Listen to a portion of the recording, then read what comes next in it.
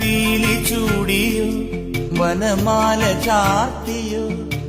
ഗോപനന്ദനൻ മായ കാട്ടി നിന്നുവോ കൃഷ്ണഗാഥയായി ഇന്നിന്റെ മാനസം നിന്റെ പാദരേണു ചൂടി ധന്യയായി ഞാൻ യമുനാ തടത്തിലും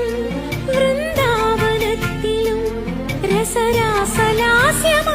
വന്ന രാധയല്ലേ ഞാൻ പ്രിയരാധയല്ലേ ഞാൻ